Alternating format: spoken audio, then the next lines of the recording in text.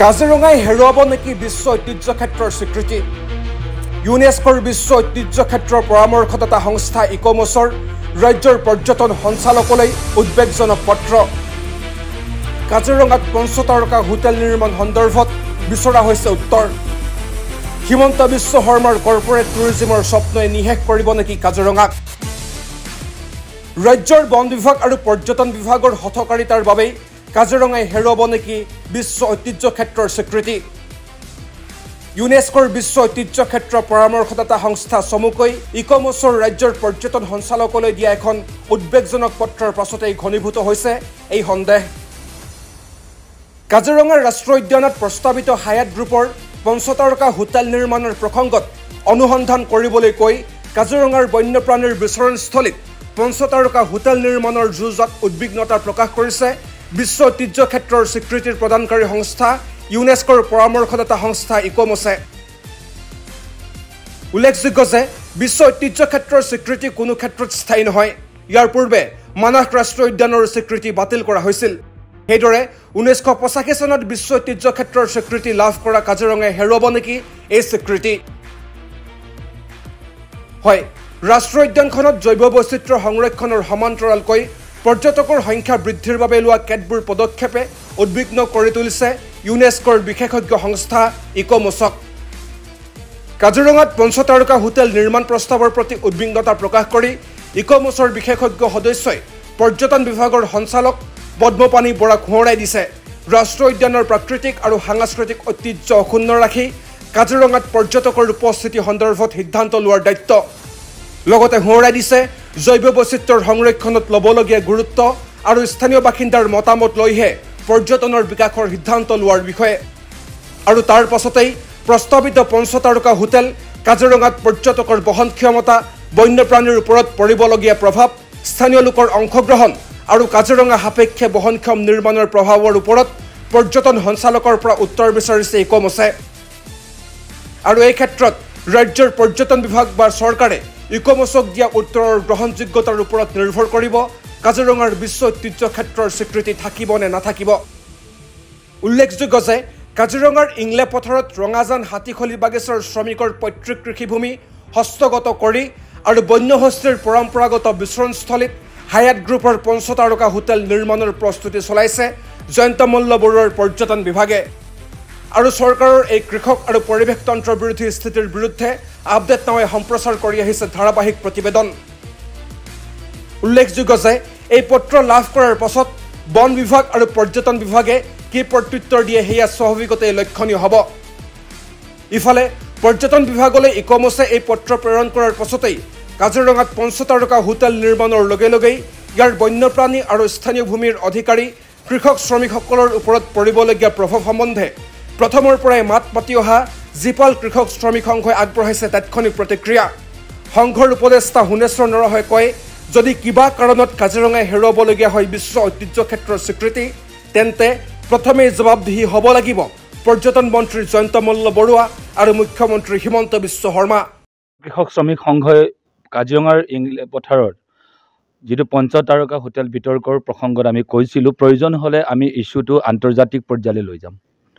আমি কৈছিলোঁ যে সঁচা কথাবোৰ আমাক ইয়াত চেপা দি তেওঁলোকে ঢাকি ৰাখিব খোজে। আমি কৈছোঁ যে জীপাল কৃষক শ্ৰমিক সংঘই কোনো ধৰণৰ চৰকাৰৰ হঠকাৰী কোনো সিদ্ধান্তৰ লগত কোনোদিন নাছিলোঁ আৰু নাই আৰু ভৱিষ্যতেও আমি নাথাকোঁ। আমি যিকোনো মূল্যৰ বিনিময়ত আমি সকলো সত্য ঘটনা উন্মোচিত কৰাৰ সপক্ষে আমি জীৱন আহুতি দিও। আমি জীৱন মৰণ আমি কাম কৰি অহা জীপাল কৃষক শ্ৰমিক সংঘৰ ঐতিহ্য আছে।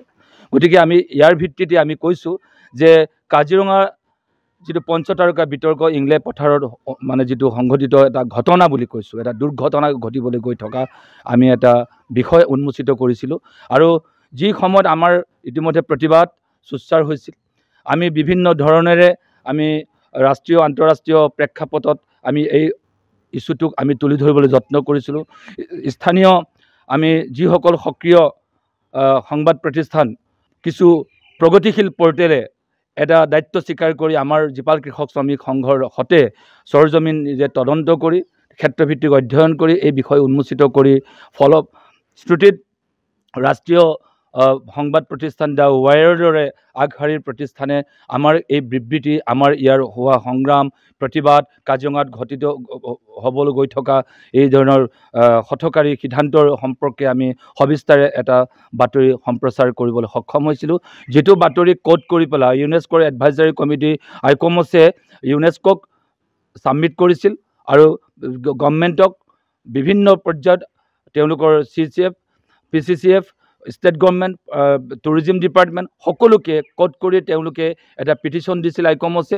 খুব ইণ্টাৰেষ্টিংলি আমি আইকমছক আমি ধন্যবাদ দিব লাগিব। জীপাল কৃষক শ্ৰমিক সংঘই তেওঁলোক দায়িত্ব সহকাৰে খুব ছিষ্টেমেটিকেলি কাজিৰঙাৰ ঐতিহ্য মানে বহনক্ষম যিটো পৰ্যটন আৰু যিটো কাজিৰঙাৰ যিটো মূল ইক'লজি সম্পৰ্কত সদা সচেতন, যিটো হেৰিটেজ ছাইট হিচাপে স্বীকৃতি পাবৰ কাৰণে যিবোৰ ক্ৰাইটেৰিয়া ফুলফিল হৈ থকাৰ কথা থাকে, সেই কথাবিলাকৰ সন্দৰ্ভত নিখুঁতকৈ গৱেষণা কৰি থকা, নিখুঁতকৈ কাম কৰি থকা আইকমছৰ মূল পৰামৰ্শৰ ওপৰত ভিত্তি কৰি ইউনেস্কোই সিদ্ধান্ত গ্ৰহণ কৰে।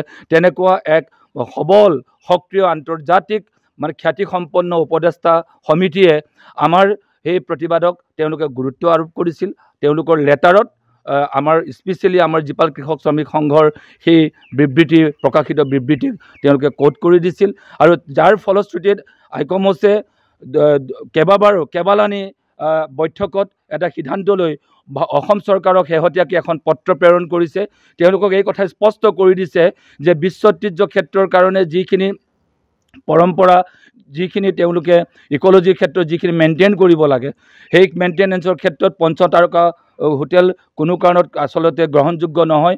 ই কমপ্লিটলি ইক'লজিৰ এটা পৰিপন্থী আৰু কাজিৰঙা বিশ্ব ঐতিহ্য ক্ষেত্ৰৰ পৰিপন্থী বুলি তেওঁলোকে স্পষ্টকৈ উল্লেখ কৰিছে সেই লেটাৰখনত। আৰু লগতে এটা কথা কৈছে, প্ৰয়োজন হ'লে যদি সেইখিনি যদি মেইনটেইন কৰিব নোৱাৰে, অসম চৰকাৰৰ পৰা উত্তৰ বিচাৰিছে, যদি তেওঁলোকে সেইটো যদি কৰিবলৈ সক্ষম নহয়, তেতিয়াহ'লে কাজিৰঙাৰ বিশ্ব ঐতিহ্য ক্ষেত্ৰলৈ এটা চৰম ভাবুকি নামি অহাৰ সম্ভাৱনা তেওঁলোকে ঘোষণা কৰিছে যে বিশ্ব ঐতিহ্য ক্ষেত্ৰৰ দৰে এক ঐতিহাসিক এই স্বীকৃতি বাতিল হৈ যাব পাৰে। গতিকে আমি কৈছোঁ যে কোনো কাৰণত কাজিৰঙাৰ বিশ্ব ঐতিহ্য ক্ষেত্ৰৰ এই স্বীকৃতি বাতিল হ'ব নোৱাৰিব। এনেকুৱা কোনো মুখ্যমন্ত্ৰী হিমন্ত বিশ্ব শৰ্মা, জয়ন্ত মল্ল বৰুৱা তেওঁলোকৰ কেৱল নিজৰ ব্যৱসায়িক স্বাৰ্থত, কাজিৰঙাক লুণ্ঠনৰ স্বাৰ্থত ব্যৱহাৰ কৰা কোনো কাৰ্যকলাপক আমি কেতিয়াও আমি মানি নলওঁ। আৰু এই একাংশ যি দালাল চক্ৰই উঠি পৰি সেইসকলৰ স্তাৱক হৈ, চৰকাৰৰ সেই প্ৰমুখ স্তাৱক হৈ কাম কৰিব খুজিছে, কেৱল ব্যৱসায়িক তেওঁলোকৰ এটা আহিলা হিচাপে ব্যৱহাৰ কৰিব খুজিছে, তেনেকুৱা হঠকাৰী সিদ্ধান্তৰ বলি হৈ যদি বিশ্ব ঐতিহ্য ক্ষেত্ৰৰ স্বীকৃতি বাতিল হ'ব লগা হয়, তেতিয়াহ'লে জনগণৰ ৰোষত তেওঁলোক পৰিবলৈ লাগিব। সেই কথা আমি জীপাল কৃষক শ্ৰমিক সংঘই আজি আমি সকীয়াই থৈছোঁ। কোনো কাৰণ আমি সহ্য নকৰিম, কোনো কাৰণত আমি শুদাই নেৰিম। আমি মুখ্যমন্ত্ৰী হিমন্ত বিশ্ব শৰ্মা আৰু জয়ন্ত মল্ল বৰুৱাক যেনেকৈ আমি শুদাই নেৰোঁ, ঠিক তেনেকৈ আমাৰ নিজৰ মাজতে যিসকলে সেইসকল চৰকাৰৰ স্তাৱক হৈ কাম কৰিছে, সেইসকল দালাল চক্ৰকো আমি চিনাক্ত কৰি ৰাখিছোঁ। আমি কোনো কাৰণে আমি ক্ষমা নকৰিম। গতিকে আমাৰ আজি জীপাল কৃষক শ্ৰমিক সংঘৰ তৰফৰ পৰা সেইসকল যিসকল বৰেণ্য ব্যক্তিয়ে খুব সূক্ষ্মভাৱে গৱেষণা কৰি কাজিৰঙাৰ ঐতিহ্য সুৰক্ষাৰ কামত নিয়োজিত হৈ আজি কাম কৰি আছে, আৰু জীপাল কৃষক শ্ৰমিক সংঘই সেই আইকমছক, বিশেষকৈ ইউনেস্কোৰ চিফ এডভাইজাৰী যিটো কমিটি, সেইসকলক আমি ধন্যবাদ জনাইছোঁ আজি এই আপাহতে। আৰু লগতে আমাৰ স্থানীয় যে প্ৰগতিশীল যিসকল সংবাদ প্ৰতিষ্ঠান, বিশেষকৈ প্ৰগতিশীল কিছু পৰ্টেলে ৰিস্ক লৈ যিখিনি কাম কৰি আহিছে বিভিন্ন ভাবুকিৰ সন্মুখীন হোৱাৰ পাছতো, আৰু লগতে আমি দ্য ৱায়াৰ ফেডাৰেলৰ দৰে এটা ভাৰতবৰ্ষৰ আগশাৰীৰ সেই আমি ৰিপৰ্টিং ৱেব যিটো নিউজ আমাৰ এজেঞ্চিক আমি ধন্যবাদ জনাইছোঁ আৰু সকলোকে কৃতজ্ঞতা জনাইছোঁ। সেই সংগ্ৰামৰ লগত যিসকল ব্যক্তি চামিল হৈছে, সেইসকল ইংলে পথাৰৰ বাসীক আমি ধন্যবাদ জনাইছোঁ, কৃতজ্ঞতা জনাইছোঁ। তেওঁলোকে অহৰহ আজিৰ তাৰিখলৈকে এই সংগ্ৰাম অব্যাহত ৰাখিছে, যে জনগণৰ নিজৰ ভূমি অধিকাৰৰ প্ৰসংগ আৰু ইক'লজিৰ লগত সহাৱস্থানমূলক হাতী আৰু মানুহৰ সহাৱস্থানমূলক যি কাজিৰঙাৰ ঐতিহ্য, সেই ঐতিহ্য সুৰক্ষাৰ ক্ষেত্ৰত যি সংগ্ৰাম আজিলৈকে বৰ্তাই ৰাখিছে, তেওঁলোক সকলোকে আমি আজি কৃতজ্ঞতা জনাইছোঁ। এই আপাহতে আমি পুনৰবাৰ ইউনেস্কোৰ সেই সচেতন মহলক আমি ধন্যবাদ জনাইছোঁ। যি চৰকাৰখনৰ হঠকাৰী সিদ্ধান্তৰ ওপৰত তেওঁলোকে চৌকচ কৰিবলৈ আজি পত্ৰ প্ৰেৰণ কৰিছে। অসম চৰকাৰে সেই পত্ৰৰ উত্তৰ দিবলৈ সৎসাহস এতিয়া কৰিব পৰা নাই। তেওঁলোকে সেই পত্ৰখন ৰাজহুৱা হোৱাটোৰ ক্ষেত্ৰত বিধি পথালি দিছে। বিভিন্ন এজেঞ্চিক তেওঁলোকে সেইটো কোনো মিডিয়া হাউচত কোনো ধৰণৰ মানে পাব্লিকলি হ'ব নালাগে বুলি তেওঁলোকে প্ৰেছাৰ আৰোপ কৰা খবৰ আমাৰ হাতলৈ আহি পৰিছে। গতিকে চৰকাৰক এটা কথা কৈছোঁ, সকলো তথ্য আপোনালোকৰ কেৱল বুঢ়া আঙুলিত নচলে। আমি কৈছোঁ যে তথ্য আপোনালোকৰ পৈতৃক সম্পত্তি নহয়, বা ভাৰতবৰ্ষৰ হওক পৃথিৱীৰ সকলো ধৰণৰ শুদ্ধ তথ্য শুদ্ধ জনতাক প্ৰদান কৰাৰ এটা আমাৰ নৈতিক অধিকাৰ আছে, দায়িত্ব আছে। তোমালোকে যিমানেই ছাপ্ৰেছ কৰি নাৰাখা, আমি ইমানেই বেছিকৈ আমি উন্মোচিত কৰিবলৈ সক্ষম হ'ম। আৰু জীপাল কৃষক শ্ৰমিক সংঘ সদায় অতন্দ্ৰ প্ৰহৰীৰ দায়িত্বত আমি আছোঁ আৰু থাকিম।